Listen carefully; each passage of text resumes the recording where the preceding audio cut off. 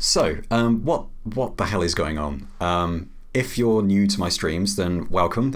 It's nice to see you. And if you're a regular, then hey, it's good to see you too. My name's Adam Fielding. I write a lot of music, pretty much entirely with reason. And today I'm going to be talking about a project called The Sprawl, which I wrote with a collaborative group called Void Chapter, which consists of myself, Adam Fielding, and Brian Skeel and Otto Kate, who are both in the chat. So if you have anything to ask us, feel free. You're in a great position to ask us anything. So what is The Sprawl? How did all of this get started? So basically, Otto, who I just mentioned, he brought me on board with a label called Switch, which was operated by a really awesome gentleman called Nick Murray, who Switch specialized in production albums, so albums for trailers and advertising and underscores and that kind of stuff. So it was kind of interesting because this was the first proper trailer album that I'd worked on.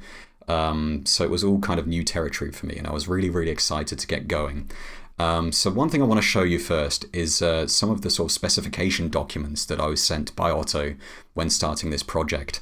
It should give you a good idea of kind of the mindset that we were in when we started. So this was in 2015 when the project started, and it didn't have a name at the time. But so this is the audio direction document. It's modified slightly from the original.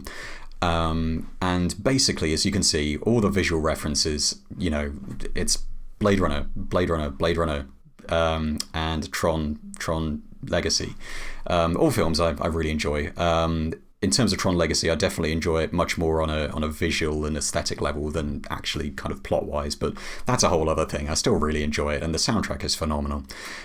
So as soon as I kind of got this document, with the overall vibe reference, Tron, Blade Runner, modern dark electronic twist, risers, boomers, complex arps, pulses, buzzing elements, distorted backbeats.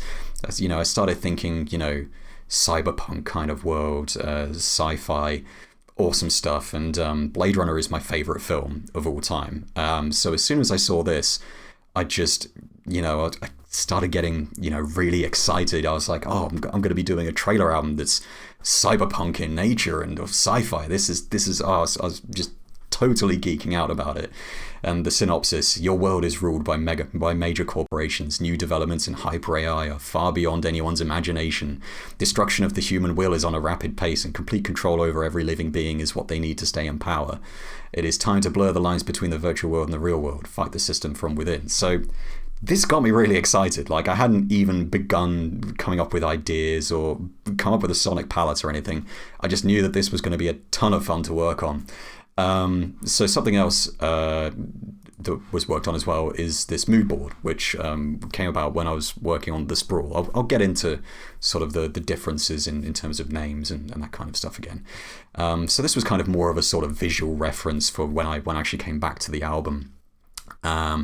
So again, this high-tech, low-life kind of the absolute kind of pinnacle of cyberpunk. That is the premise essentially of most cyberpunk fiction, and obviously The Sprawl is a reference to William Gibson's Sprawl series, and mega corporations have more power than the government.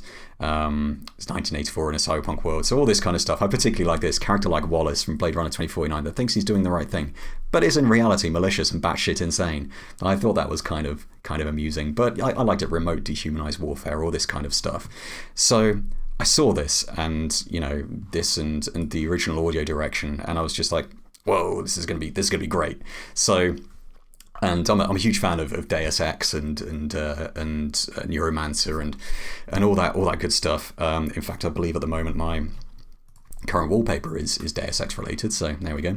That's one of my favorite games of all time. But I think kind of aesthetically, I thought it'd be interesting to draw from the kind of cyberpunk aesthetic of human revolution, to kind of go with that sort of futuristic kind of feel. I don't know. It's a different kind of aesthetic than the original Deus Ex. So there was this heavy cyberpunk kind of sci-fi theme, and I just kind of thought, you know what, this'll work. So through working with Otto, I met Brian, who I've collaborated with sort of on several projects over the past couple of years. So this became an album that I put together in 2015 for trailer use, kind of primarily anyway, and it did pretty well. I finished it in 2015, and towards the end of the year, it was released through Switch, the label who I mentioned earlier, and it got a couple of trailer placements, and I was super thrilled about this.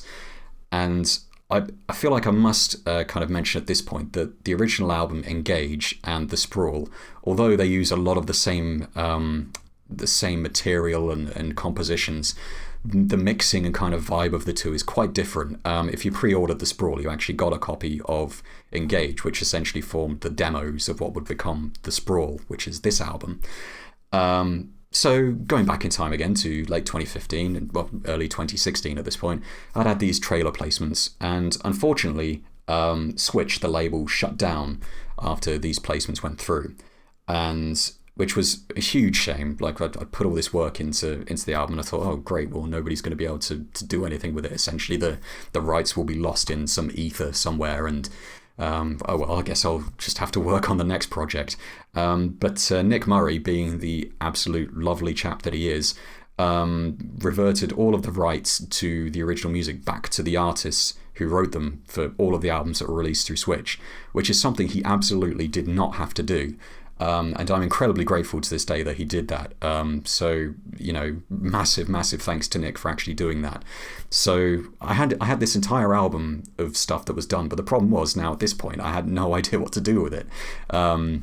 So I essentially shelved it for a year or so, and it kind of just languished away on my hard drive, not doing anything after those trailer placements, which was a shame because clearly, people were using it, and people were happy with it, and I was happy for people to be using it because I got paid, and getting paid is always nice, and it was something that I was particularly proud of as an album. And in terms of, like I said, the vibe, I loved it. It's just totally me. So this kind of went on for a while. I got on with my own stuff in 2016. I ended up moving house and having to set up a new workspace, which is where I currently am. And 2017 rolled around, and I decided I wanted a new project to work on. And I came across Engage again, and I listened to it, and I liked it. But it felt like I could do better, basically. Even though it'd only been a couple of years since I finished it, I thought, I can do something better with this. So I took it upon myself to essentially remix the entire album and basically start from scratch. Now, the interesting thing about the original Engage is that when I wrote it, Reason still didn't have VST support. So everything that I was using in VST land, I had to create in Studio One, render to audio, and bring into Reason, which there's lots of kind of big cinematic libraries which live in Contact, and I use those all over the place. It was kind of essential for me to use that, and a lot of the guitar effects I was using were VST only. So what I'd have to do would be to flick over to Studio One, create this audio, bounce it, bring it into Reason, build around that. It was a very iterative process. So coming back to it with The Sprawl, VST support had been added to Reason by this point, and I thought now's the time to really kind of start adding extra elements and kind of really give it a bit of sparkle. So there's a lot of stuff that I would change now about The Sprawl, but I'll get into that in a bit. But as kind of a sort of a reimagining of what I'd written in 2015, it was incredibly satisfying to work on. So as I said, Studio One was kind of a VST playground, essentially. So I kind of rewrote the album, kind of picked the bits I liked and kind of remixed everything, and I'll get into that in a second. I really didn't want to use Rewire with Reason and another bit of software. I ended up doing that for a production album I wrote in 2011, and it was just awful. I hated it. It completely sapped all the fun and enjoyment out of the project. And that had some good placements as well, but I hated working on it, and I really didn't want to repeat that. So I did. I managed to avoid that by using Studio One as kind of essentially a separate audio module well, instrument module. So what I'm going to do is, well, one thing I did with this track and most of the other Sprawl tracks was I used my typical approach of mixing in the rack. So for those who are unaware, I tend to do a lot of my mixing in Reason's rack itself. So I tend to use the mixer for kind of things like filtering and a bit of extra compression. I do tend to use the SSL effects more in my sort of more recent stuff. But I do still do a lot of mixing in the rack, so there's kind of lots of extra little tricks and stuff going on in here. There's lots of EQing and kind of filtering and processing and stuff that's going on in the rack as opposed to in the mixer. I tend to treat them as two very separate processes. If I can get a rough mix going in the rack and then move on to the SSL mixer after the fact, I prefer that way of working. So anyway, I feel like I've waffled on for long enough. I imagine you probably want to hear this track. So this is kind of an interesting one because, sorry, I'm going to waffle for a bit longer. So in 2015, when I started what was Engage at the time and later became The Sprawl, the first track I wrote was called, I can't remember the original title, but the new title is A New Reality. So this was the first track I created for Engage, and I thought it'd be really nice to kind of revisit where it all began with this particular sort of showcase, presentation, what have you. And yeah, it was, like I said, it was entirely remixed from the original, and it's just nice to kind of go back to that time in 2015 when I was working on it, albeit in a different form. So here we go. This is the first track I wrote for Engage, which became The Sprawl.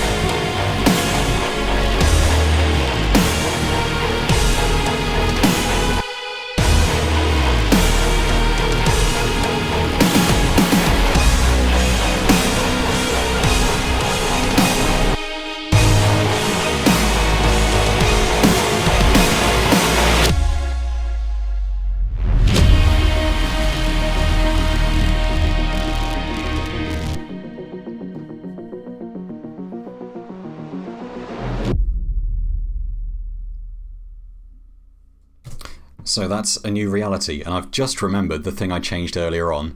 That was I boosted the guitar chugs towards the end of the track, so you ended up with some heavier guitars than I was expecting, but anyway, it's not the end of the world.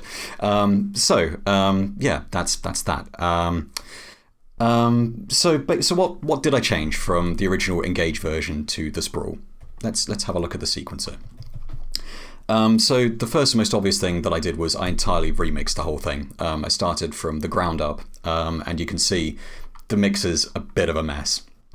There's a lot going on there, and I think that's kind of as a natural consequence of taking an original version and then trying to sort of basically sculpt it into something different. Again, if I was working on something new now from scratch, my track organization would be considerably better than this and considerably tidier. I haven't actually tidied this since I finished it. Essentially everything, all the track labels and everything are the same, so what you see is what I was working on at the time. It was kind of essential not to just leave everything with names like audio track 1 and bounce 57 or what have you, because it was very, very easy to get lost.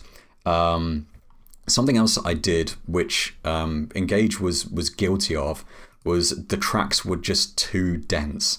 There was too much going on. So you might notice in the sequencer, there's lots of muted elements going on here. So these, well, actually that's unrelated, but there's sub drops that are muted. There's extra stutter bass elements that are muted. I had way too much going on, and you know, it got to the point where I was thinking, you know, are these elements actually adding anything to the track? No, I'll mute them, give the mix more space to breathe. And I mean, as you can tell, I mean, the mix itself now it was still kind of busy. There's plenty going on. So Engage was just way too thick, in my opinion. And I think kind of the overall mix suffered massively as a result. The drums just kind of got lost underneath everything.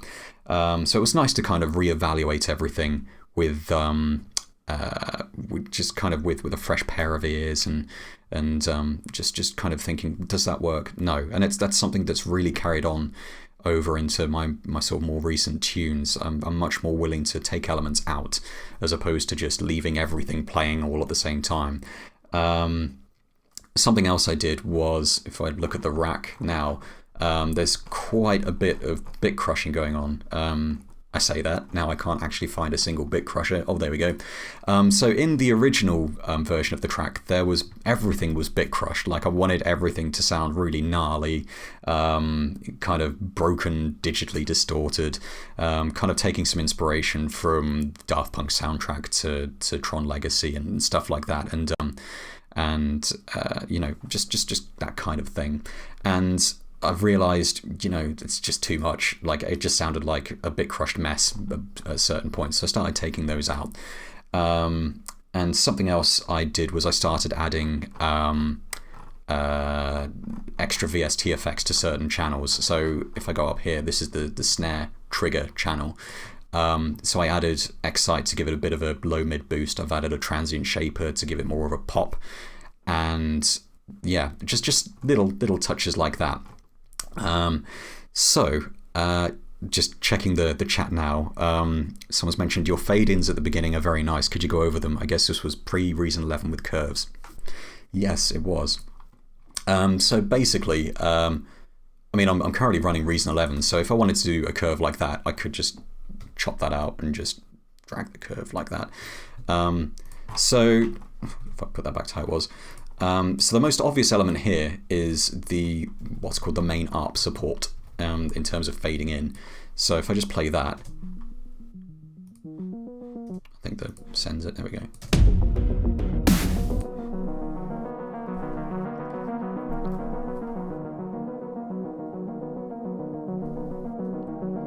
So it kind of opens up, gives this kind of nice fading in sound. Obviously there's lots of risers and effects and stuff going on in the background, lots of filters, so not your kind of standard volume automation fade-in kind of stuff, lots of individual elements filtering in. I love using low-pass filters to open up sounds as opposed to kind of a regular audio fade. I just like that kind of enveloping, kind of blanketed feel to things. What kind of reverb is on that synth? Now, without looking, I'm going to assume it's deep reverb. So main ARP supports, that's aux send 4, which is deep reverb. Yep, so that is the Synapse DR1, which I absolutely love. I've been using it as my main workhorse reverb for about 7 years now. And it's great. I think the only other reverb I've been using recently that's kind of been supplementing it, in terms of kind of big ambient reverb sounds anyway, has been the Eventide Black Hole reverb, which something about it just sits really nicely in a mix, and it's great for big washes of sound. It's nice to have a bit of variation. So So there's lots of kind of filter automation, and surprise, surprise, I've used the Poly 6 all over this album. I still can't really explain what it is I love about that instrument. It just sounds good. It's very simple and sounds good, and for the kind of nice, those nice synths, those kind of nice synth arps, it lends itself really well to those. You can get some really nice kind of atmospheric sounds out of it, and it's just, I love it, especially when you pair it with a nice wide kind of wash of reverb and delay. Underrated synth, I think, and you can pick it up for ridiculously cheap, so that's a nice bonus too. Obviously it's quite straightforward in terms of what you can actually do with it. It's not the most versatile synth, but what it does very well. So there's that. So something else I did was, like I said, I added VST effects as I was able to, but I was very careful to kind of bounce anything that was using VST effects. This was kind of my first time using Reason in VST land, so I was very careful, and I was kind of still dipping my toes essentially into the world of VSTs. So a lot of the stuff here is audio from those original Studio One sessions in Engage. And they've all just been brought back, so unfortunately I can't really talk a whole lot about those, but I will talk about where the sounds came from soon, because that's a whole other thing, in fact. Actually no, well, now's a good time to talk about it. So you've probably noticed there's all these kind of extra sort of audio bits as impact rises and hits, like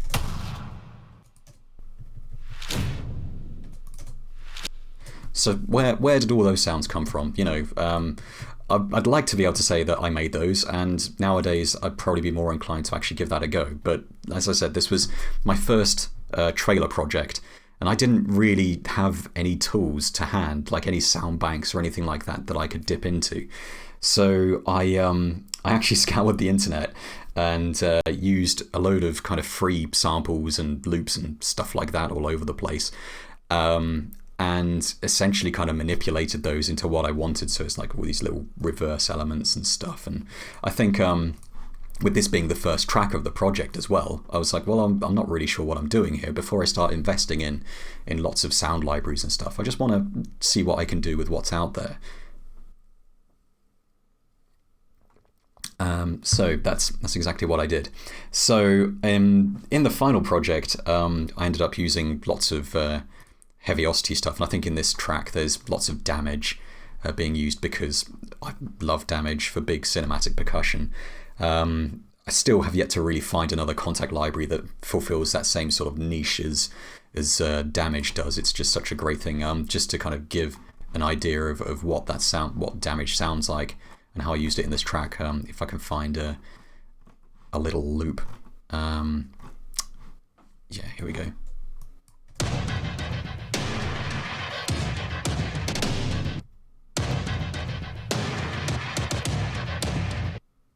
So that's, it's kind of a nice loop. What I would do was I'd essentially kind of export loops from Studio One, bring them into Reason, chop them up, and then rearrange them manually that way.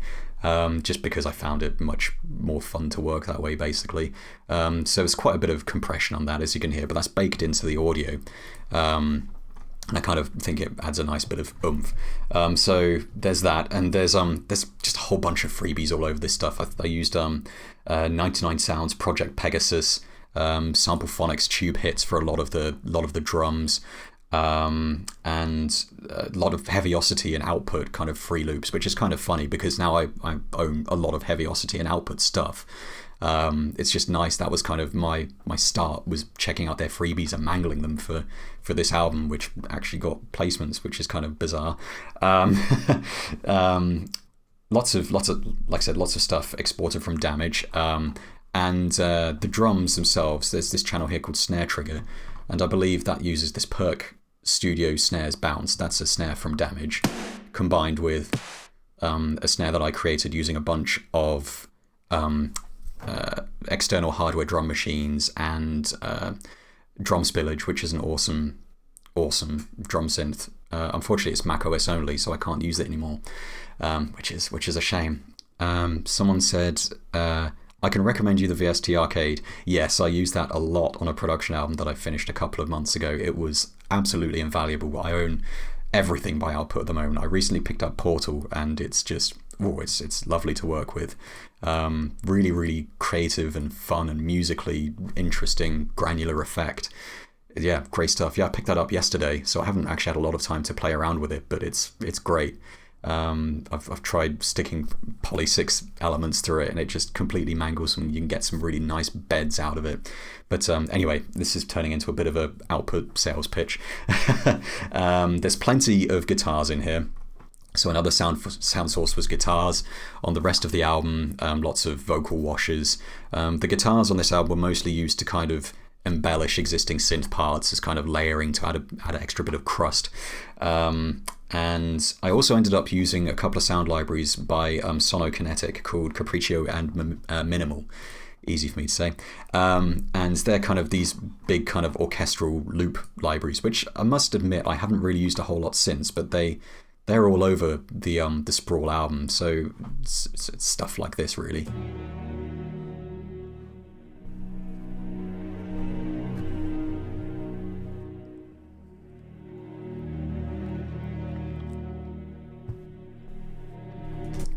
So essentially kind of string loops, really, kind of recorded strings, no sequencing on my part outside of triggering them. The reason I wanted to work like that is because I'd actually used a lot of string recordings previously on sort of prior production albums. I really enjoy working with string loops because I enjoy just chopping them up and creating something new from what's there, sticking them through Melodyne, kind of altering individual notes in chords, which is still magic as far as I'm concerned, the Melodyne DNA. There's also brass sweeps in there as well, so...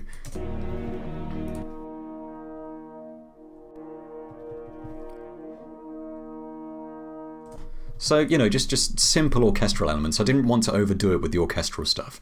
Since then, I've picked up, you know, some much more usable kind of composition-friendly orchestral stuff like cinematic studio strings, which is just fantastic.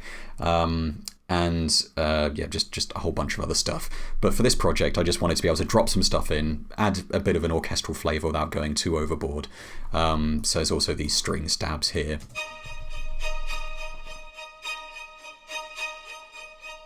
So I just add an extra bit of tension. Again, just audio bounced straight out of Contact in Studio One. So yeah, so that's kind of where all the sounds came from. They came from a bunch of external sources and some organic instruments like guitars, and also I used, I've mentioned Poly 6 already. This stuttery bass effect uses some amp noise, which I recorded a few years ago and used for another project as well. Yeah, Antidote is another synth that I use, and I'll get to that in a second. And yeah, for some Tom Pritchard sound design stuff. Yes, I'm going to be talking about Tom Pritchard's Vast Refill again, because of course I am. This was made in 2015, and I was still in peak Vast Addiction mode. So yeah, there's a couple of those instruments in this track and all over this album. This was also one of the first tracks I wrote using anything with Serum in it, which I'll get to shortly. So one thing that I would do definitely do differently if I were to create this track now is the track organization. As you can see, it is a god-awful mess. What I've actually done here is I've created all these group channels on the left so I could bounce stems more easily for client use, essentially. So instead of having, you know, this ridiculous amount of tracks ready to go, I just broke it all down into these group components, bounced those, ready to use. If someone says, can you provide a version of this track without the drums, you can just take those out or whatever, or, you know, happy to provide these stems if required. So it makes it easier for the editor, essentially, and, you know, easier to actually use in a trailer, you know, if you can just take individual components out. So yes, I would do everything completely different now. Like, this is all just a complete mess of old and new stuff. In particular, the drums are something I'll get to in a second, which use some interesting techniques, some of which makes more sense in some of the other tracks. So there's lots of group channels and lots of soloing of individual elements going on. What I would tend to do nowadays is instead of soloing individual elements, I tend to just mute elements manually in the rack. That way I'll keep the mixer nice and clean. So when it comes to bouncing stems, you're just getting everything in one place. Something else that I'm using here is lots of aux sends. So you've got a Ubic reverb on aux send 1, nothing on aux send 2, some echo on 3, and reverb on 4. Nowadays, I tend to use insert effects much more than aux send effects, just because it makes it easier to bounce stems. Everything's baked into the stems. But yeah, I mean, there's nothing wrong with using aux sends. I still do. I just don't use them anywhere near as much as I used to. So that's kind of interesting. So anyway, let's have a look at some of these individual elements. I mentioned recently the stutter bass, which well, I'm not really sure if it can be classified as a bass, because I think I've rolled off most of the lows, but it's more of a kind of stuttery effect. So if I solo the stutter effects, it sounds like this. Oh no, wait, that is a collection of stuff. I'll just play it anyway.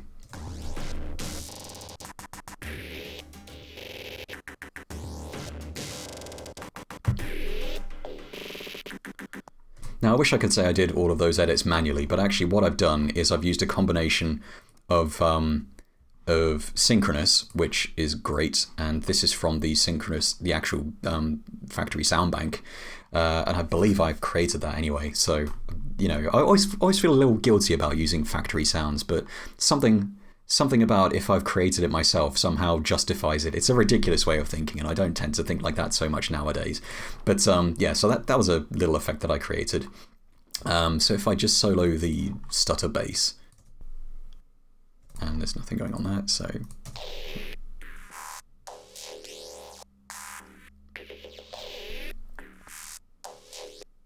So it's kind of a simple effect, and it goes through this group channel here, which has a buffer effect built into it, which is one of the first rack extensions I bought back in 2012, I believe. So you've got all of these buffer triggers going on here, so you end up with this kind of nice sort of stuttery effect. Nowadays I might be more inclined to use stutter edit, although I try not to overuse these stuttery effects because it's a very easy way to aid your track. Someone's quite rightly pointed out that it's stutter bass with no bass. Yeah, it doesn't really make a lot of sense, but it's, I mean, the reason it's called stutter bass, I'll get into this, is because it's based on an existing sound I used for a track on one of my albums called The Broken Divide. The first track is called The Beginning and the End, and it essentially uses the same track, so the same instrument. So what this instrument is a if I can find it, where have I put it? Right, so it's just an NNXT with a single instrument, single sample in there, which is amp noise. So fed through that filter bank, the synchronous filter bank, sounds like that. And it's kind of a sort of interesting organic effect. You could probably do that using a synth, but... So when you play it, and you combine that with the extra kind of stuttery stuff from the buffer effect,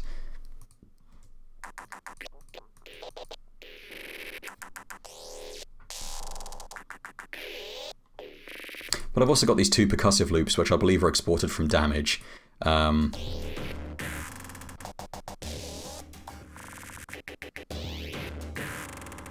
So they're all going through the same buffer effect, and that's kind of giving this sort of stuttery percussive feel. So it's kind of a sort of sense of kind of glitchy, not crazy glitchy, but, you know, nice sort of rhythmic effects. So yeah, I'm trying not to use buffer too much these days because, like I said, I feel like stutter edits like that kind of they age a track now. I think that effect's kind of played out, but I do still use it for production sound. Yeah. So yeah, that's that. So something else, another kind of, I'd say, signature sound of mine is the Poly 6 ARPs. So I've already played the Poly 6, but that's also joined by a antidote device here, and I'm using the built-in arpeggiator built into the antidote. So this was a patch that I created, very simple patch that I created for this particular project, and it just kind of gives this sort of extra motion.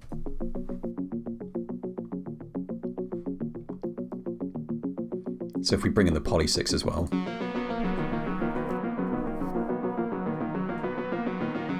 what I find kind of funny here is that the Antidote ARP is called main ARP and the Poly6 ARP is called main ARP support, and I'm pretty sure those should be the other way around, because the Poly6 is providing most of the sound and the Antidote is providing that kind of sort of poppy, percussive type of sound. And they both work quite nicely together. As you can see, I'm using the Poly6 more later in the track without the Antidote, so it's definitely the backbone. Again, some weird naming conventions going on here, and it's kind of fun revisiting this and thinking, what was I thinking at the time? So there's that. The Poly6, like I said, is used liberally all over this album. I'm surprised it's only got one instance here. In fact, now I've said that, I'm pretty sure there's bass. Yeah, so there's the bass pulse. Yeah. So there are two Poly6s.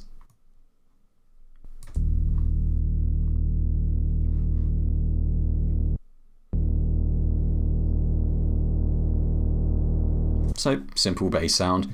Again, I muted most of the bass provided by that Poly6 later in the track because it gets replaced by something else, which I will get into very shortly. But first I want to talk a bit about the drums, because they're kind of, how I use drums on this album is kind of interesting. On this track it's quite straightforward. So I have these three channels here: drum hits, snare trigger, and kick trigger. And as the names imply, on several of the other tracks, the snare trigger and kick trigger are used in conjunction with acoustic drums, and they're triggered automatically by the acoustic drums using a pulverizer. So what you can do with the pulverizer, I'm just going to create an instance here. I'm not going to be able to show it off really. Actually, yes I will. So if I go to snare trigger and I link it up to a pulverizer. Where are you? There we go. So if I hook that up, one thing you can do with the pulverizer is you can use the envelope follower, and you can use the envelope follower to trigger external instruments. So right now it's just, we've got this snare sound that's going through the pulverizer. So if I just play those snare triggers, it's going through the pulverizer. I'll just crank up the dirt. So if we increase the threshold of the follower, the envelope follower. Now you can't hear anything because it's not playing. Lower it until it's just coming on. So now every time a snare is played, that's the envelope follower is triggered. And I've got the attack right down and the release right down. I could turn that up so we don't get re-triggers. So what you can do is you can flip the pulverizer around. There's a CV output for the follower, the modulation output here. So if I were to create another redrum here and open up something, there we go, a weird cymbal-y thing. There's no mix channel for that yet, so what I'll do is I'll create a mix channel for it, and I'll unmute that. So we've got this little thing here.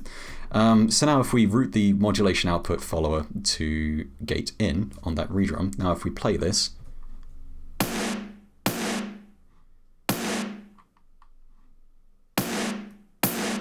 it's triggering the cymbal at the same time as that snare. So if I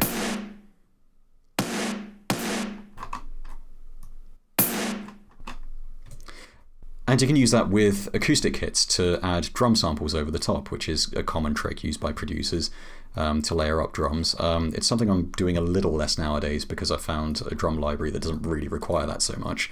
But it's a really cool trick, and it's one thing I really like about some of Reason's stock devices is there's always interesting ways of using them that aren't really readily apparent on the surface. I mean, on the surface, the pulverizer is a distortion box that sounds like a Proco Rat, and that's awesome on the surface. You know, I get plenty of use out of that.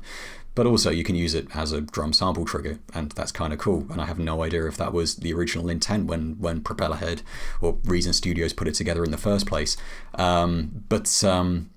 Yeah, so it's neat, and there's lots of little tricks like that using CV routings in Reason where you can use instruments or effects that were designed for one particular purpose to do other things. This just so happens to fulfill a very useful purpose that, you know, I might have otherwise had to rely on an external VST or some other effect for. So it's cool, and I use that a lot on some of the other tracks on the album where I'm using bigger acoustic kits. So in this track, I'm actually using Superior Drummer 2. but I'm only using it for hats and kind of symbols and stuff, and it sounds like this.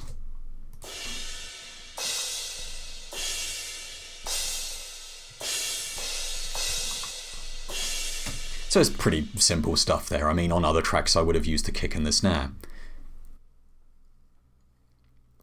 And the rest of the kit. So what I've done in this track instead is I've got the original kit from Engage, which is in this redrum here called Drum Hits, and I've muted the kick drum here because I didn't want the original kick drum. I wanted to replace that with this kick trigger here, which sounds like this. So that's a nice weighty, thick kick, and that's based on a damage kick and a synth kick, again another custom sample. So I think that custom sample was created using a MFB 503 and some drum spillage, maybe a little microtonic. I can't remember, it's been a while since I made it, but it's a nice kick. So I've got 3 redrums here. I could have basically used one, but it means I've got a separate channel for the kick, the snare, and essentially the sort of snare support. So the snare support is what I was showing off before, which is the snare trigger, which sounds like that. Now the snare trigger, what I've done here is I've routed the gate output of channel 1 to the gate input of channel 2. So when I click on, when I just trigger one note, it triggers both samples at the same time. Simple trick, but it can save you a bit of time. So that goes into this mix channel here, and it's going through this excite device here, where, as I said before, it's adding a little sort of touch to the low mids and some high mids, just to kind of sweeten it a little bit, kind of give it a little bit more punch. So combined with that snare, it kind of fills out the low mids a bit more, gives it a bit of snap. It goes through this transient shaper here, which I love. It's by Kilohertz. I love the Kilohertz rack extensions.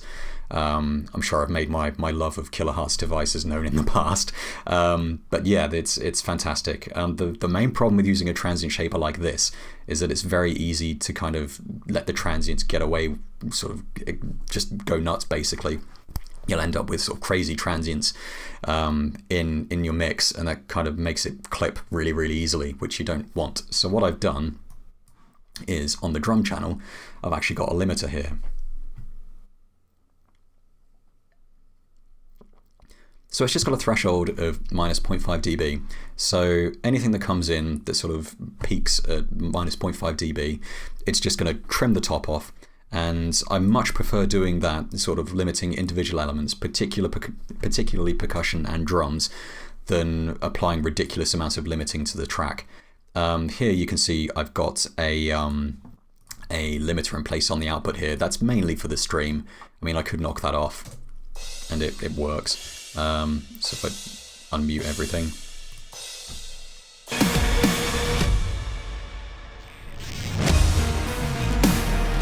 So the mix sounds fine, and it's not clipping, which is important, but you know.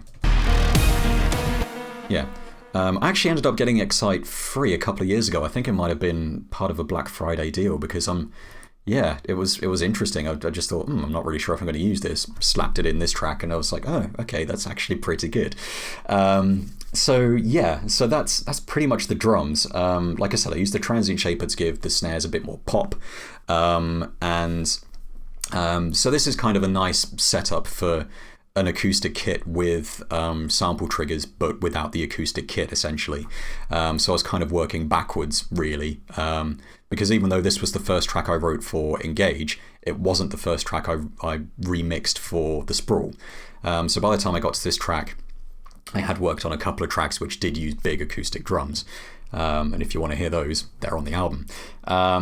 So I think it's time we got to the bass.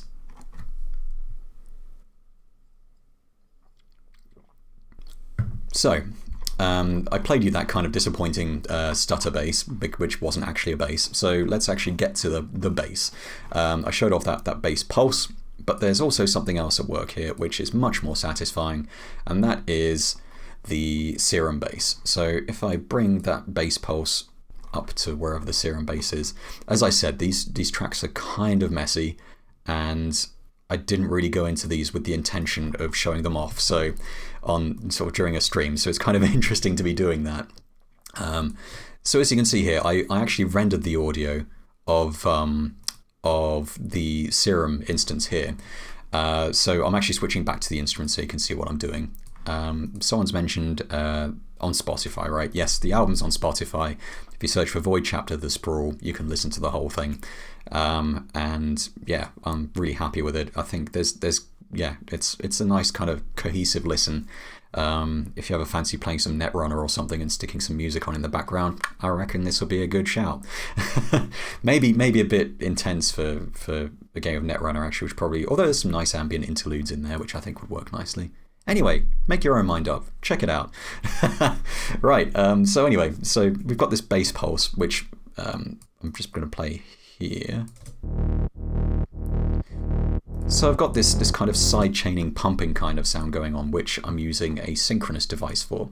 And I've actually automated the dry-wet knob on this sidechain synchronous, so I can kind of increase the sort of pumping effect as and when I need it. So at the start of the track, I think... Oh no, the sidechain has kicked in. So originally, later on in the track, the sidechain would kind of come and go, but what I've actually done is I've used that on this Serum device instead, I think. So let's play the Serum bass. It sounds like this.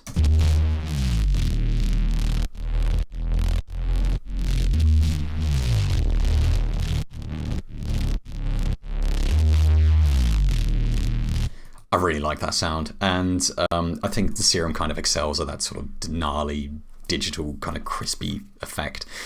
So this patch is called Titan, and it's in Serum, so let's open up Serum.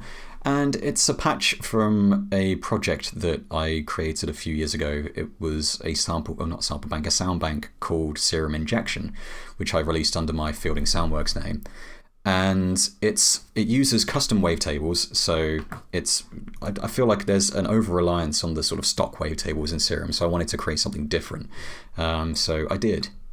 And yeah, so that was kind of interesting. I really like Serum's wavetable editor. I can't actually remember what the original sound source for this was, but basically I had a bunch of field recordings and synth kind of bouncers that I brought into Serum, fired up the wavetable editor and kind of processed them that way and kind of interpolated the individual snapshots so that it would kind of progress nicely throughout. Except in this instance, I didn't interpolate between the waves as much as I would have before, so it ended up with this kind of noisy effect. So I'm only actually using one oscillator here along with the sub oscillator, and it's just great. Yeah. For some reason my keyboard's not working, which is slightly irritating. Let's see if I can get that back up and running. Nope, never mind. Right, so computer keyboard it is. So it sounds like this.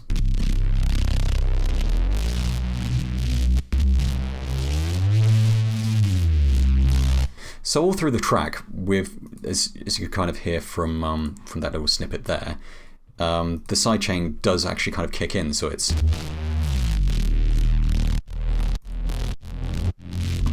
just kind of adds this extra layer of tension during the track, and those kind of pitch bends I really like. I use all throughout the album. It kind of gives this sort of feeling of tension towards the end of each section. I just really like it. It's a bit of a trick I kind of relied on quite heavily throughout. So in context, it sounds like this.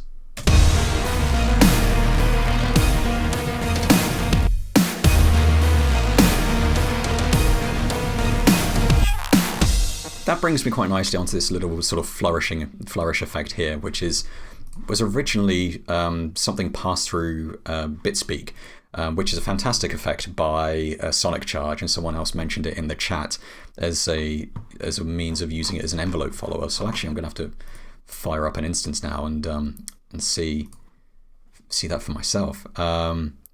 Yes, yeah, there is all kinds of stuff you can use here. Again, I imagine this would be a fantastic device for using as a kind of CV thing. Also, I like the fact you can open and close the battery cover, although I can't actually close it now, so it's stuck like that forever. So that's a nice little touch. I love stuff like that. So yeah, BitSpeak's great. It's kind of a one-trick pony as far as I'm concerned in terms of audio processing, but as a utility, I imagine it probably has all kinds of interesting uses. But yeah, I used it for this particular sort of effect here.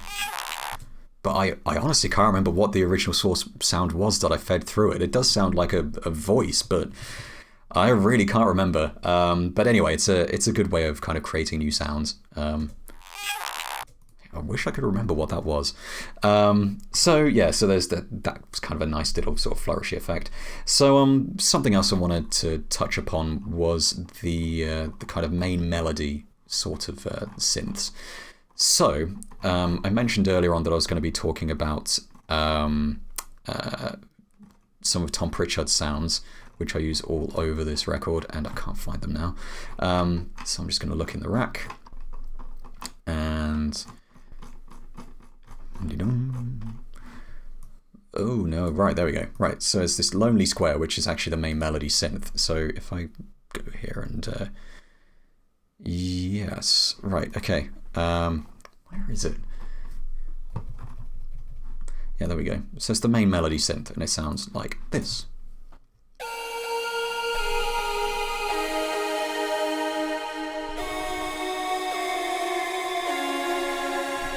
And it's just a great sound.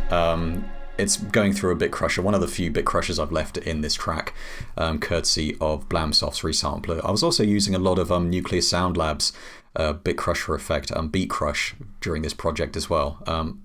But I think I like the simplicity of resampler. It's kind of simple but versatile, as well as versatile as a bit crush effect can be.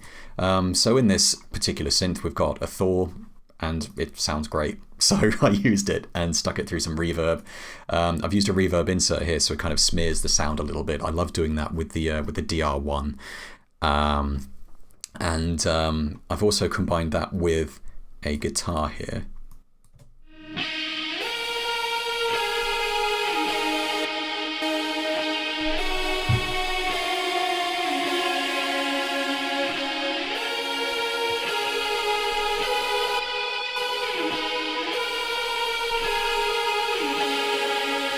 So like I said, I was mostly using guitars to kind of embellish existing melodies and that kind of thing, although one exception is the kind of guitar chugging which is in there, which I will get to in a second. Someone's said, the Serum patch looks like a saw pulse at low octave with a fills for a noise. It could well be. I wish I could remember how I actually put it together, because I'm quite happy with that sound. I ended up doing something quite similar with Europa's factory sound bank, if memory serves. So I'm going to have a look now to satisfy my curiosity. So if I go to open here, there's Containment, which is, it's not a factory sound. This is from Europa Relay, which is another Fielding Soundworks thing, but that sounds like...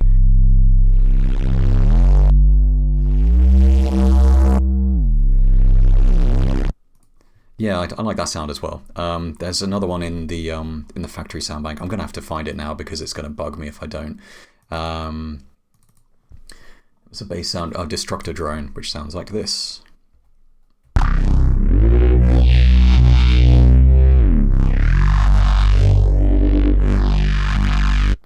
Yeah, I enjoyed putting that together. It was kind of fun going to Europa after working on Serum for a bit, because they both have very different characters. And I always find it kind of funny when people say, well, Europa's, it's a wavetable synth and it's knocking off Serum. I always find that kind of interesting because they both have completely different characters. There are things that I would use Serum for that I absolutely wouldn't use Europa for, but I would use Europa for, I love it for big sort of atmospheric effects and big ambient beds, which I don't think Serum is as well suited for. So that's in the factory sound bank for Europa. So just if you want to use it, I'd say go for it. That was a nice little one that I contributed. So I was talking about the TPSD patches, the Tom Pritchard sound design patches. So I used two of those, I believe. There's Lonely Square, which is the one I just played, and I'm pretty sure there's another one. But anyway, if you're a Reason user and you haven't checked out any of those yet, here we go. Degraded VHS, yes. So this is the noise synth. So if I can find that in here, noise synth. There we go. Again, it's kind of just layering up. Let's have one of those at a time.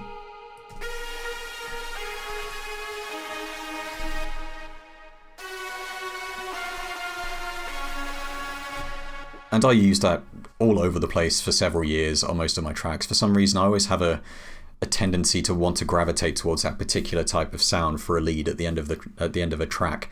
It's normally either that or a guitar, or both in this case. And like I said, I feel like I've been spending several years at this point weaning myself off of Tom's refills, because they're just great, and definitely worth checking out to this day. It's the stuff in there is just incredible, really, really deep sounds, and really, really useful as well.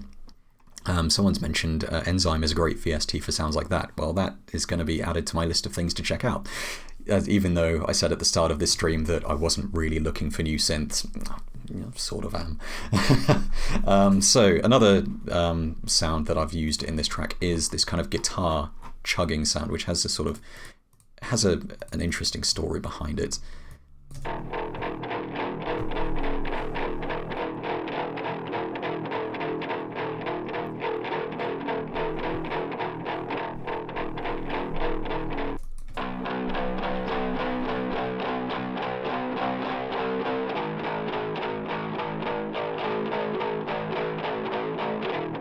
Now, you might have noticed on all of these clips there's this little sort of thing here, which basically indicates that there's some processing in Reason going on, whether it's sort of pitch editing or slicing up or something like that, or quantization even. What I've actually done here is every single bit is transposed, and unfortunately, this is kind of where the truth comes out, that I didn't record this entire bit sort of in one go. I totally cheated and just chopped this one particular clip in half, copied it, pasted it, cut it in half, and then transposed these bits here, so it would increase, just transpose it up.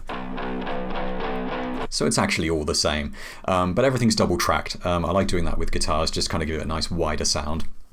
One thing I would actually do differently now, in terms of if I was putting an album like this together, is I tend to use a lot of Factorator in sort of all over this album. I'm using Factorator as a stereo widener, which I actually did for quite a few years. It's kind of a quick and dirty way of widening sounds and kind of giving it a wide stereo field. But actually, I much prefer now to kind of get a wide sound at the source. So double tracking guitars and hard panning them left and right is an easy way of creating sort of big guitar sounds. It means you have to record the same thing twice, or not, as I think I totally was massively lazy here, just copied and pasted everything. Yeah, it's not. I think it's worth doing for the sake of extra wide sound. So yeah, this just kind of highlights. I never actually intended to show this project off to anyone, because otherwise I would have totally recorded everything twice, so I look like less of a lazy bum. So yeah, so there's those chugs, and they go through a Kuasa amp, the Vermilion, which I used loads, and I still do. I love it for clean guitar sounds. And one thing I've done here is I'm steadily increasing the drive and amp gain on, because I've got a DC9 Blamsoft drive pedal here, and I'm increasing the drive on that and the gain on the amp to kind of increase the tension as this part plays, so it kind of gets more and more distorted.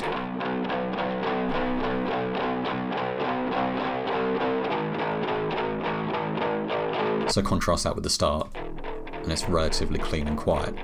I say clean, relatively. It's all a matter of relativity, I guess. So I actually recorded something very, very similar for a production track that I wrote a couple of years ago for an agency. I ended up creating a bunch of tension cues that were made for trailer use, one of which was recently placed in a trailer for a film called Underwater, which was an awesome surprise, and I was really, really happy about that. So I used a kind of similar technique here to create a sort of similar guitar sound, because I really liked it. So that wasn't in the original version on Engage, that was just something I added to here. So in context it sounds like this.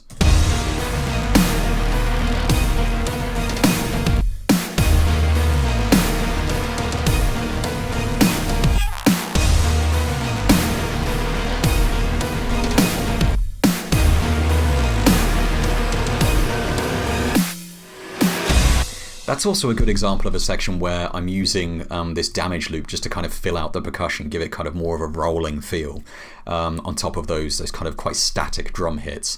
So very kind of mechanical, quite sort of straightforward drum hits, which I thought was kind of fitting in the context of the actual album itself. I've used a bunch of acoustic drums all over the place on the rest of the album. This is kind of one of the few tracks where it's just kind of very simple, very steady drums. So kind of embellishing that with a nice sort of damage loop was kind of nice. So yeah.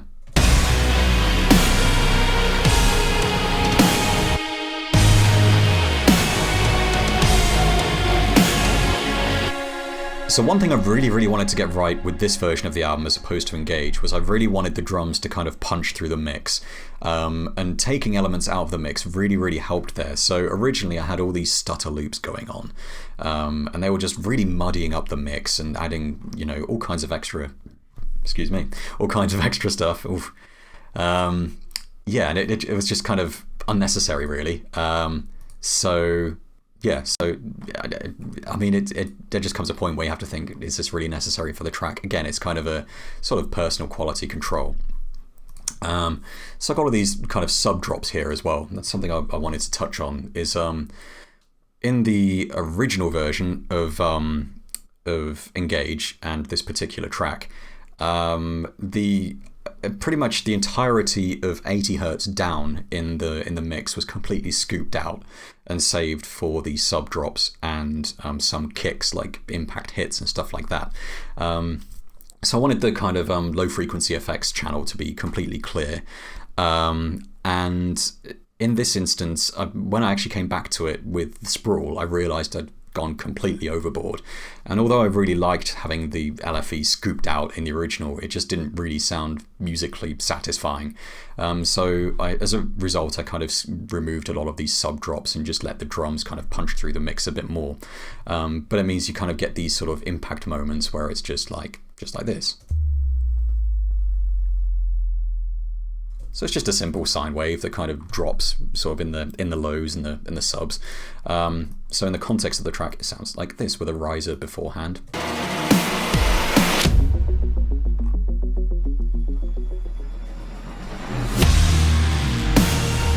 So as you can see, I didn't really need that extra sub drop there because the Titan serum patch is filling out the entirety of the lows with the kick there. In the original version of the track, there was not really a lot going on there, so I left those sub drops in to kind of fill out the lows, which I guess can be useful from the perspective of actually kind of editing a trailer. You want the LFE channel to be mostly clear so you can put in your own effects and kind of cinematic sort of flourishes. But I think in the context of this, kind of from a listener's perspective, not so much a trailer perspective, it just didn't really do it for me a couple of years on. But I like it. So I still left in a couple of those little sub drops. It's kind of a very sort of typical sound that you hear in trailers and kind of sort of cinematic stuff. Someone's correctly pointed out, sometimes less is more, which I agree with to a certain point, but as you can see from the look of this track, there's plenty going on here. So I also added a bunch of extra distorted guitars to kind of accentuate those hits. So it's sort of semi-discordant guitars, again double tracked, and those were bounced originally. I ended up just recording them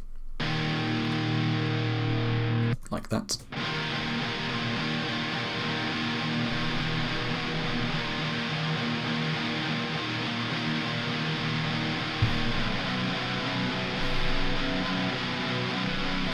Yeah, more is more, damn it.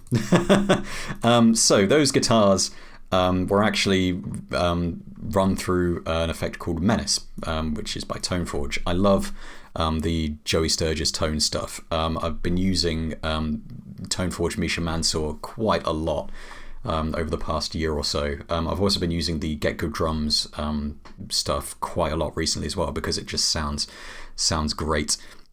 Someone said, have you considered using any of the Spitfire audio stuff as sound sources? I haven't really dipped my toes that much in Spitfire stuff yet. I've got the Labs stuff and I've played around with some of their string stuff, One thing I've got my eye on is the chamber strings sample library, because I think I get plenty of use out of that. But to be honest, I think most of my sort of cinematic needs, orchestral needs are pretty much satisfied with Cinematic Studio strings. I don't tend to do a lot of string programming now, but I've got that covered with that, I think. So yeah. Bryce points out the Misha amp is so good. It is. It's great. I totally recommend it. It is great. I feel like at this point, in sort of the same way as I'm happy with synths at the moment, I'm pretty happy with guitar sims in VST land. Although I'm pretty sure it's only a matter of time until something comes along where I think, maybe this will make my mediocre guitar playing sound better. But in all seriousness, I'm not the best guitarist, but what I do is serviceable for the context of the stuff I'm working on. Anyway, enough self-deprecation. So like I said, I feel like it was important to keep kind of everything under 80 hertz sort of reasonably clear, but I kind of loosened up a bit with this remix here. I think it was less important than in Engage, but it's definitely still a holdover, and in the mixer you can still see there's plenty of kind of high pass filtering going on. So that's a good example. The distorted guitars, there's a roll off of about 90 hertz. So, I don't really need that extra mud in the mix. So the high pass filters on the mixer are incredibly useful for just kind of scooping out the lows, so you can reserve that for the important elements that need it, namely bass and kicks. So that's quite interesting. So yeah, just looking at things that I would do differently, just kind of looking at the mixer again. I've mentioned before that I would have used Faturator less for stereo widening. I actually still really like using Faturator for adding kind of dirt to sounds, and kind of for sort of one or two elements I think it's good for adding a bit of kind of stereo widening, although it does sort of break mono compatibility. There are other VSTs and stereo widening tools you can use now which don't do that. I think it's because it uses it's essentially the Haas effect. I could be wrong there, don't take my word for it, but I mean it works well enough. Something else I also mentioned, I'd probably use fewer aux sends. I mean, I've really kind of gone to town on some of these channels here where it's like just loads of delay and loads of reverb. There's nothing wrong with that. But I feel like I'm kind of more inclined to use loads of reverb and delay if it's just a click away. And one thing I did change between Engage and the Sprawl was to remove a lot of reverb, just so the mix sounds not drier, but kind of more present. Engage was much more kind of washy. If anything, I'd say Engage was kind of much more textural in a way, which wasn't really what I was after. I wanted something kind of with a bit of oomph. I mean, it obviously did the trick because it got some placements, but listening to the two is kind of, it's pretty illuminating, pretty enlightening stuff. So yeah, there's that. And again, better track organization, because don't do what I've done here. This is a mess. Something else I wanted to touch on were a couple of these sort of little flourishes again. So I've got this synth wobble here. So if I have a look in the sequencer, it sounds like this. That's actually a really old Thor patch, which was made by, surprise, surprise, Tom Pritchard. And I used it on my first album, Distant Activity, all over the place on a track called Wildfire. It's a really nice patch. I actually bounced it here because it's kind of, I wanted to get around the sort of semi-random nature of kind of how the modulation worked on it. It's based on a Thor patch, but I just bounced it here so it would sound consistent every time, which certainly did the trick. So it's just a nice little touch. Just kind of gives a nice ramp.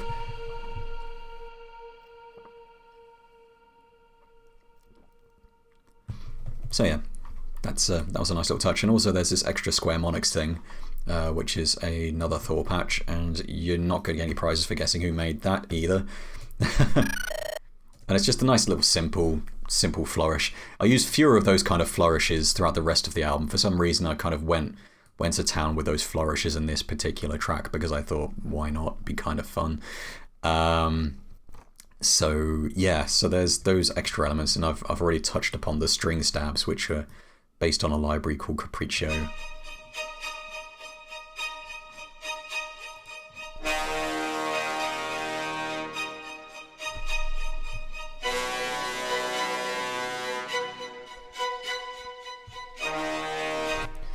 So yeah, just kind of nice, simple, extra orchestral elements. Like I said, just to kind of more to give it that flavor than as kind of a key component of the song itself.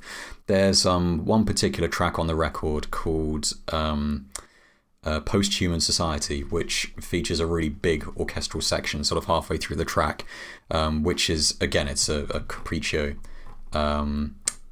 sample, and it elevates that track. I think it really kind of gives it that extra pop that it needs. So something else I've also done here is I've used a Selig gain device here. If I can figure out where I've put it. It's in the drums. So I basically use that to kind of notch the drums in certain places and kind of boost them towards the end. Again, mixing in the rack as opposed to sort of automating the faders on the SSL mixer. I'm actually increasing the volume in the rack itself. Well, for a start, one reason I do that is so that it leaves all the faders completely clean. So if I need to adjust levels later on, I don't have to worry about them already being automated and having to adjust automation. So if I were to automate the riser amplitude, as an example, so I say, hey, I want it to go from there to there, add a little curve, why not? Now, if I want to change the amplitude of the risers, I'm kind of screwed. I mean, I could use the input pot at the top of this particular channel, but I tend to reserve that for, extra tweaks. I've used it in a couple of places, like on Crazy Bass and Synth Wobble. I've really used it on Kick Trigger. Not entirely sure why that is. Yeah, that's weird. I'm not sure why I've done that. So what I would tend to do is, instead of doing that, I'll either kind of fade in individual clips, or I'll create a Selig gain, or I'll create a little mixer, like a line mixer, hook that up. Excuse me, and then automate the channel level. Oh, that beer is getting to me. So that's pretty much it, really. In terms of kind of mixer automation, it's just a nice habit to get into. I think it's something you want to kind of knock on the head sooner rather than later, because once you start automating all the faders on the SSL mixer, and you want to actually make any changes to the mix, you've really dug yourself a hole, and it's hard to dig your way out of that one. So a little bit of forethought can help a lot there. So I've got this intro pad here as well. So I'm just going to play that.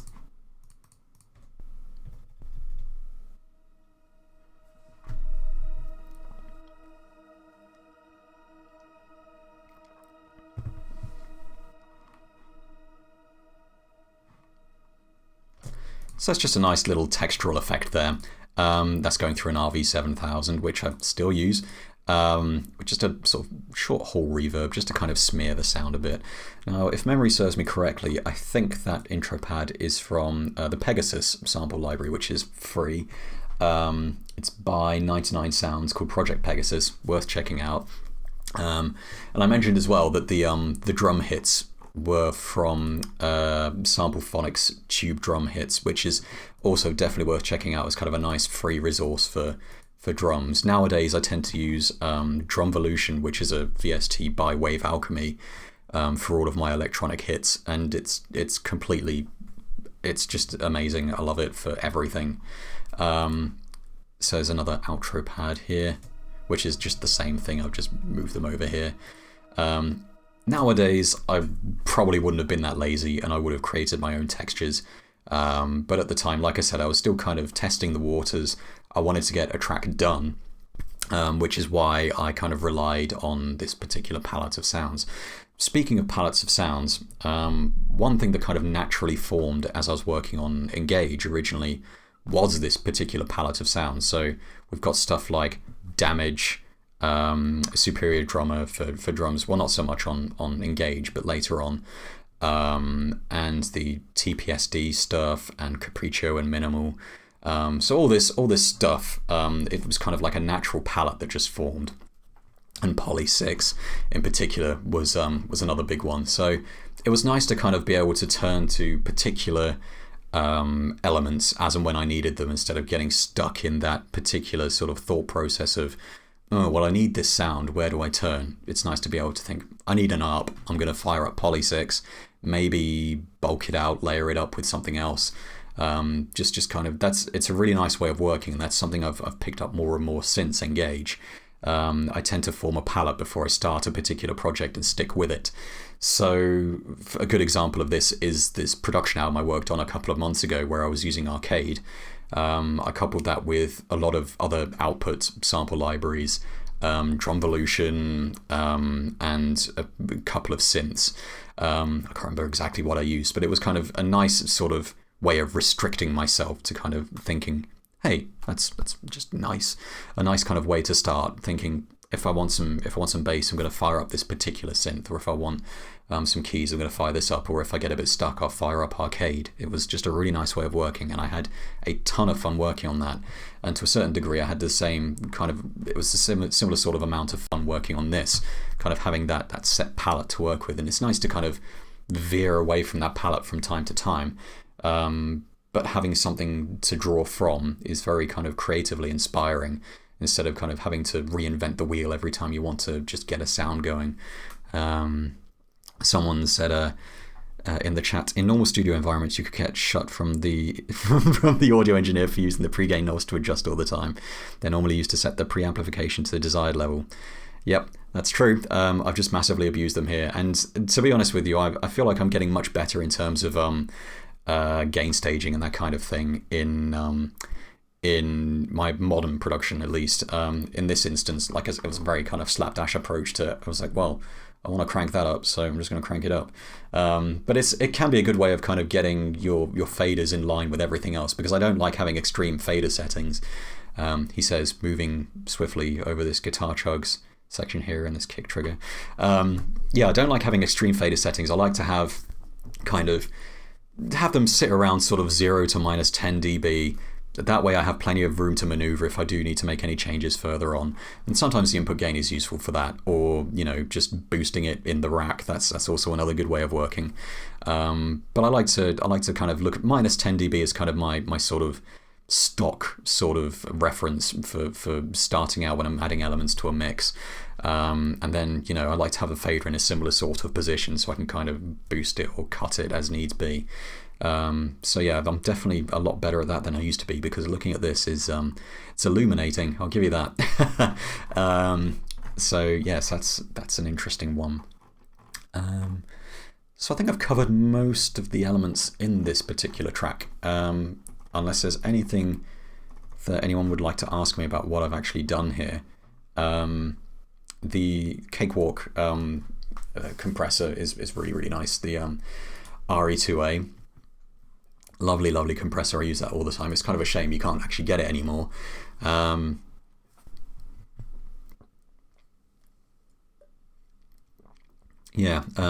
Cakewalk discontinued it when they went under, I believe. I think they're relaunching the CA2A VST. I haven't really used that a whole lot, but I love the rack extension. I do hope it makes a comeback, because it's great. They were giving it away shortly before Cakewalk went under, and came back as BandLab, I believe. Yeah, so if you got it, good. You lucked out, because it's great. So yeah, that's pretty much it. It's interesting looking at this track and breaking everything down into its sort of individual components, because there's a lot going on, but it's not totally impenetrable in terms of kind of what's there. Whereas looking at everything in the mixer, you'd think, oh, well, where would you start there?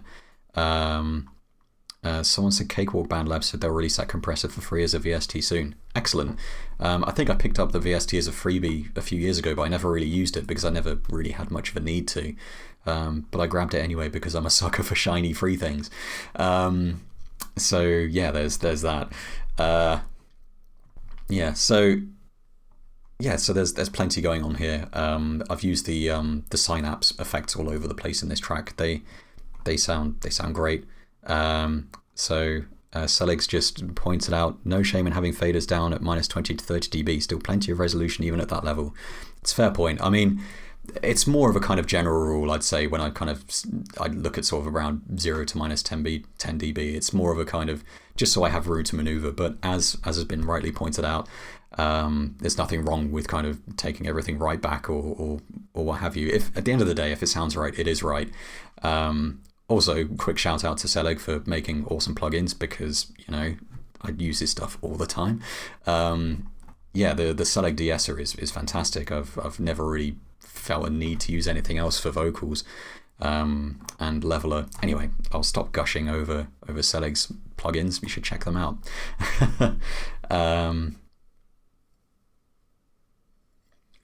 So I think that's pretty much it, really. What I'll probably do is just play the track one more time. And if you have any questions you'd like to ask me in the chat, then please feel free to do so, and I'll get to them. And if I think of anything else to show off at the end of this, then I will. I might also kind of solo and mute some stuff as I play it. So here we go.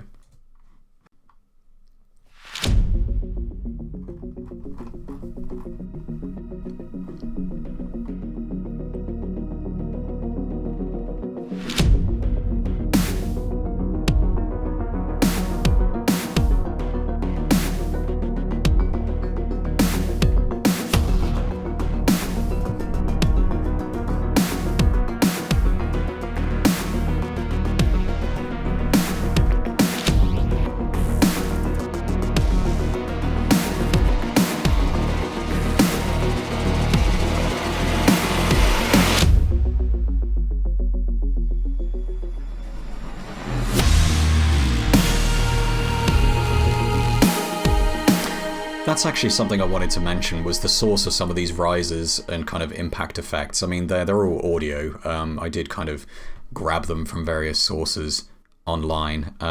These particular effects, I think, well, yeah, they're Genodyne rises, which were available for free online. I have no idea if they still are.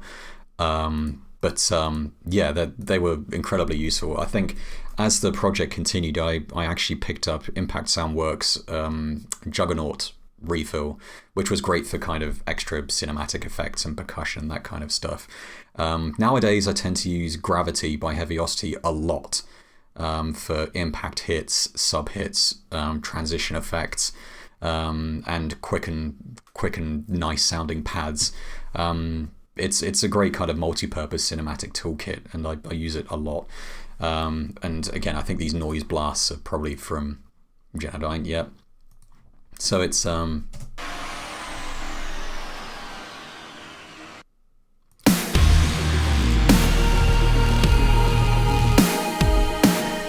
yeah, so with those noise blasts, I didn't want to just leave them as they were. I just added the guitars over the top to kind of give it more of a sort of my own flavor, really, because like I said, I don't like the idea of just kind of using stuff that I found and just dropping it in without actually doing anything to it. So I believe those noise blasts were originally rises that I ended up reversing and stretching and creating something new from. So yeah, so I think originally it sounded like, oh no, they're two different sounds, never mind.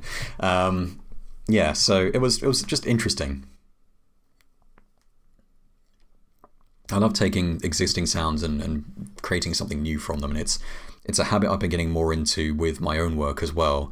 With in terms of kind of, if I create a particular sound that I like, I'll bounce it to audio and save it for later use. So if I need to kind of if I need an interesting sound, I can just dip into my own personal production library, which I've got saved here as AF Custom. So I've got patches and samples.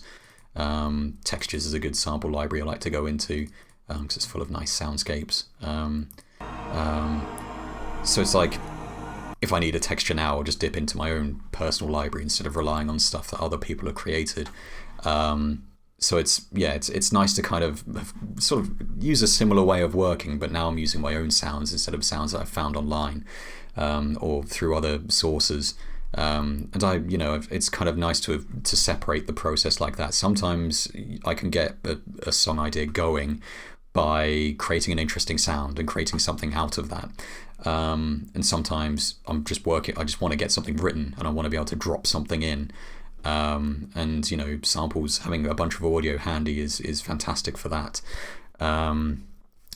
Someone's mentioned, what does the future have in store for you/us? You as composer, us as fans. Well, personally, there's some really, really cool, interesting stuff coming from Void Chapter, as Otto has just mentioned in the chat. We've got a ton of stuff planned for the Void Chapter project, including a second album that's entirely finished, and a third album that's being written currently, which will be released TBA. And I don't want to kind of overstep my bounds here, but it is sounding bloody great.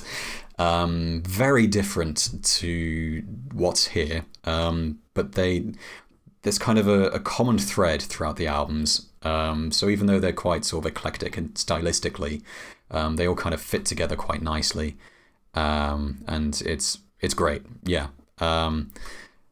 And so yeah, as a composer, I'm still working on lots of.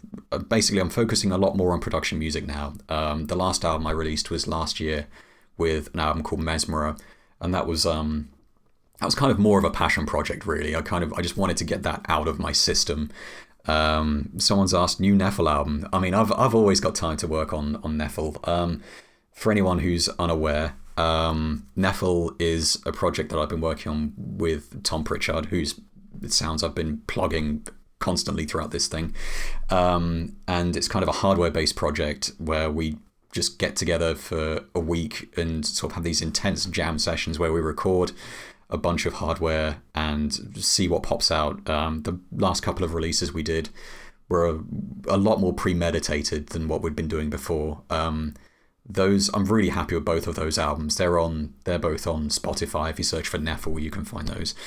But yeah, I'm focusing a lot more on production music now. I'm not in a hurry to release any more solo stuff. Like I'm sure the bug will bite, and I'll want to express something else. Like Mesmerer was, as I said, very much a passion project. I just wanted to get that out of my system. And to be honest, I'm still not entirely convinced as to the appeal of it for other people, but I had a blast writing it, and I really enjoyed putting it together. And I feel incredibly gratified to have been able to actually get that across. It was kind of an interesting project, and I'm sure that bug will bite again, where I want to write something that doesn't fit in the world of production music, but I just want to express something. My Bandcamp subscription page is good for stuff like that, with sort of experimental ideas or spontaneous ideas that I just wanted to get out, but I can't really release as a proper project. So yeah. So yeah, lots more production work. I've got some more production albums lined up, and more Void Chapter. I feel like Void Chapter has become kind of a big part of what I want to do in terms of kind of expressing myself. And as I've mentioned before, working with Brian and Otto is incredibly inspirational, like super inspirational. And it's great how we all bring something fresh and unique to the table. Like, we all kind of have our own influences and backgrounds, and there's a lot of crossover in terms of kind of where we came from and what we're doing, even though we're all using different tools and different approaches and instruments. And yeah, so in terms of kind of solo releases, I have no idea. I mean, I really want to do something hardware based again, because I love working with hardware. And in fact, I've just thought of something I do want to show off in a second. But there's lots of cool stuff basically is coming, both Void Chapter related and kind of solo related. I've just put out I've just finished up a couple of production albums. I've got another one that I want to work on. I want to work on some more trailer cues and some more kind of atmospheric beds, and hope they get placed. And it's all kind of nebulous, but I love it. I mean, I wouldn't do it if I didn't love it. So anyway, one thing I wanted to show off, which I haven't really touched upon, was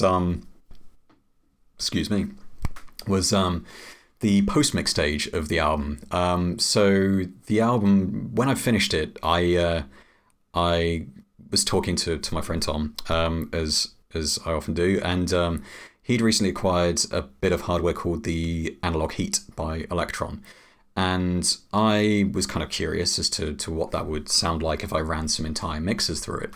So I sort of said, would you mind kind of putting a couple of tracks from the Sprawl through it? and it sounded really, really good in terms of kind of gluing the mix and kind of really sort of making it sort of stand out. So I was like, well, would you mind doing that with the entire album? He said, yeah, no problem. So we ended up using the analog heat on the entire album. So I just kind of want to show off what that actually does. Because even though it is a hardware box, it does have a plugin component. So if I... Actually, I want to swap those around. So this is kind of sort of extracurricular, I guess, but it did form a part of making the album. So that goes into the analog heat, that goes into the limiter. So now everything will be going through the analog heat, which, like I said, is a hardware box. It's on my desk right now, but you can use this software component to control it. Everything you see here you can control on the actual box itself. So I'm using a saturation mode called Clean Boost, which kind of doesn't distort things too crazily, and I'm using the EQ section to kind of bump up the lows and the highs. This is sort of similar to what I did with the Sprawl when I sent it over to Tom to sort of mess around with. Something that's really cool here, which I didn't do on the Sprawl, is I'm using the envelope follower to inversely control the drive of this particular saturation model.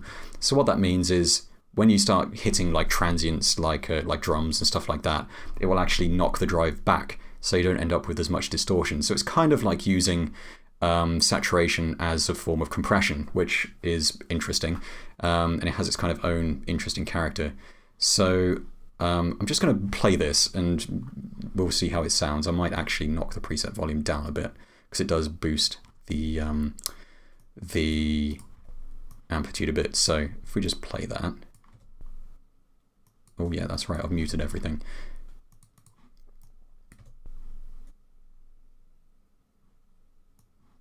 And of course it's not working. Well, never mind. I kind of figured that would be a bit much to ask. Oh no, that's right. It's not actually connected to the output.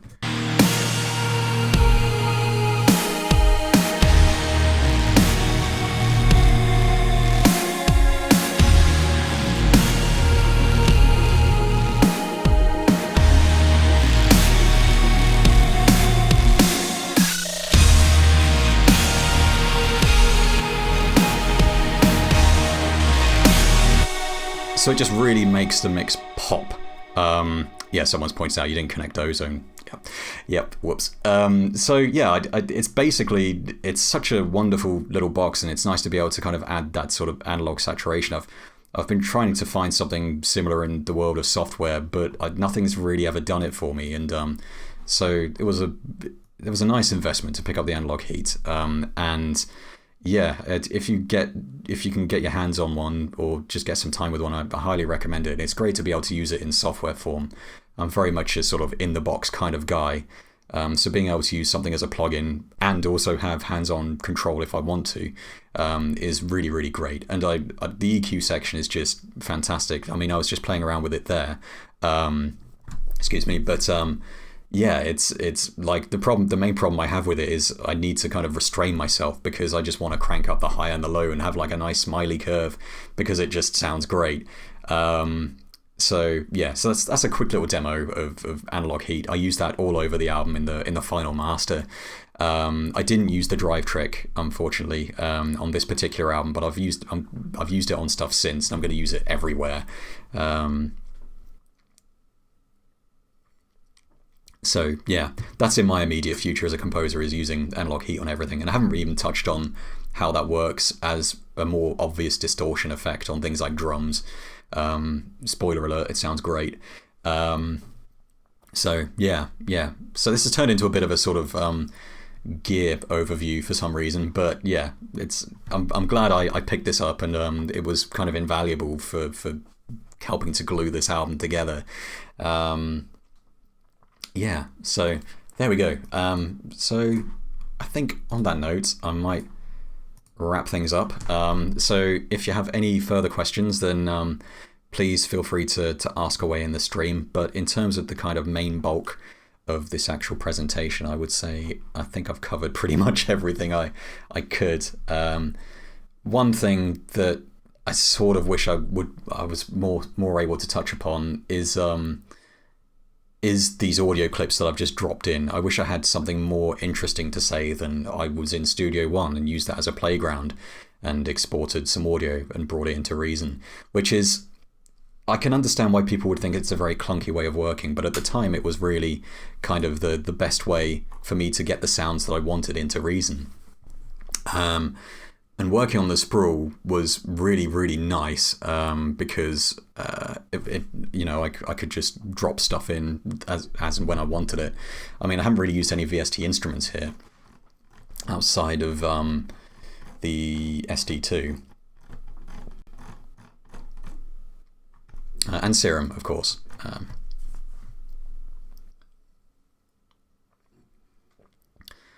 Someone said, have you considered using Neutron 3 for mixing? I have. I ended up using Neutrino a couple of years ago when I was working on some production tunes again, and I couldn't really get it to work the way I wanted to. I don't know. I can definitely appreciate it as a tool for people who want somewhere to start. I'm not suggesting that you should rely on it as a mixing tool. It's useful, and I think as an educational tool as well, it's incredibly useful. But I've never really massively got on with it. Although, like I said, I was using Neutrino. I haven't used a full version of Neutron, so I'm assuming it's completely different.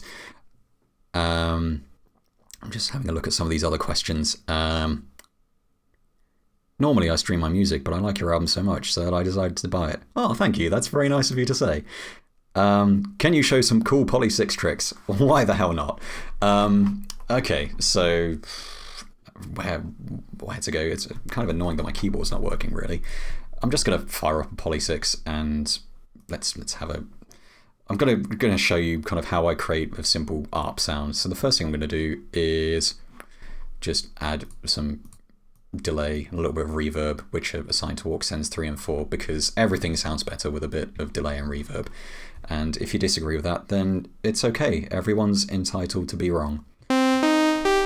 So at the moment, it's the stock sort of Poly 6 sound. So I'm just going to bring the cutoff down to about 5 and turn the envelope intensity down to about 1, turn the decay down and the sustain down to 0. So immediately we've got sort of a nice smooth sound that we could use kind of as an ARP. So something else I tend to do is assign the velocity to the filter cutoff. So again, if my keyboard was working, I'd be able to show this off much more easily. But so if I change the velocity to 64 now, oops, 64 ag.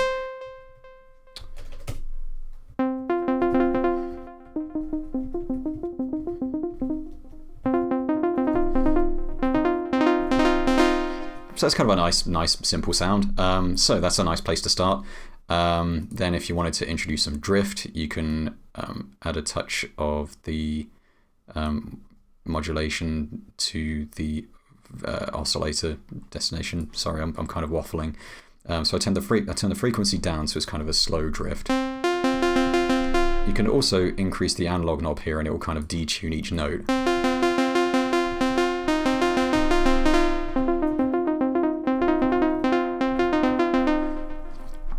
Then if you want kind of a wider sound, you can increase the unison to 2, turn up the unison spread, turn up the detune. That's a bit much.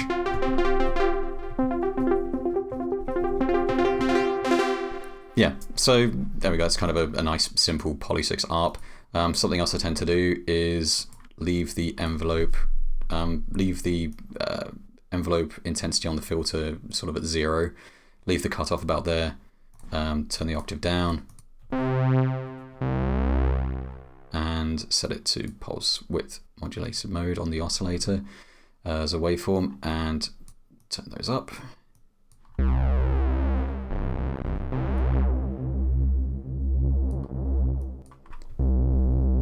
There you go, nice instant sort of static bass sound with a little bit of movement, but not too much. So just simple stuff like that, really. If you wanted to kind of use the PWM mode on the as a oscillator waveform, go back to what I was doing before.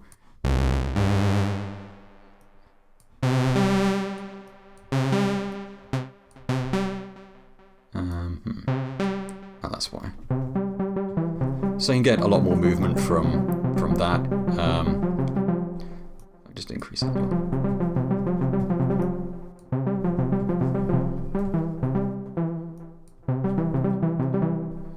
And yeah.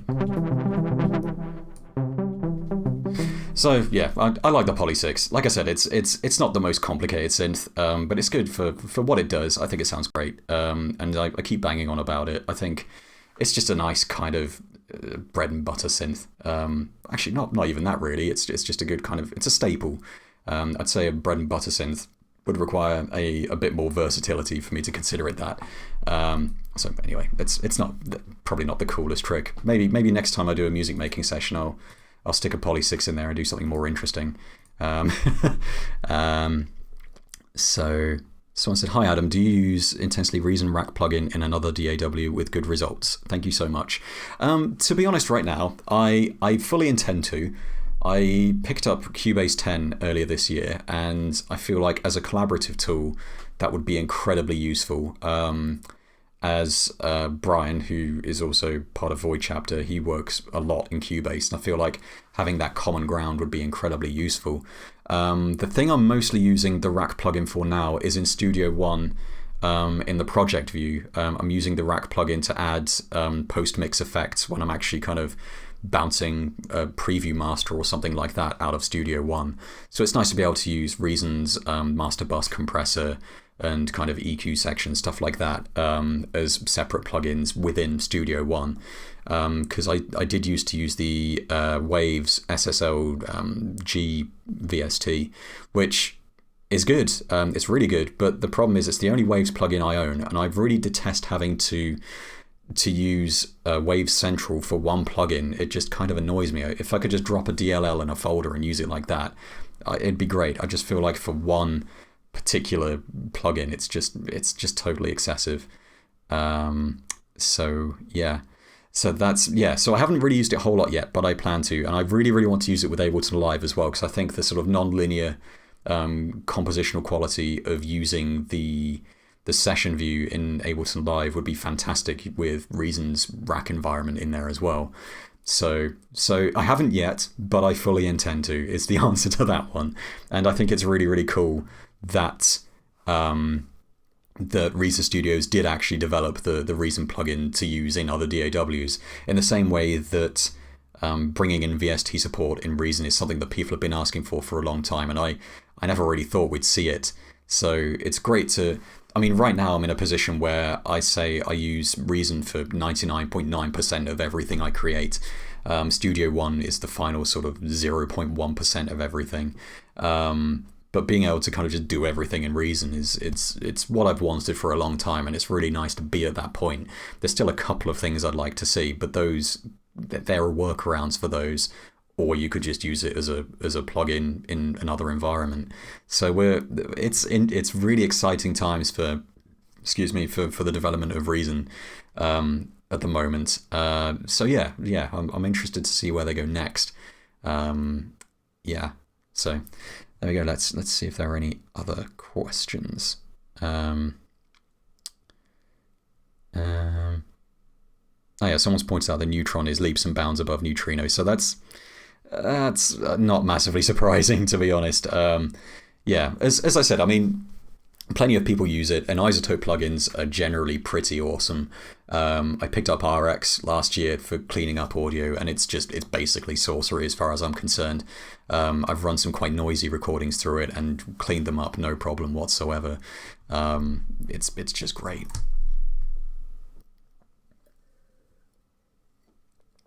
So I think that's pretty much everything. So I guess now would be as good a time as any to wrap this one up. Thanks so much for joining me, everyone.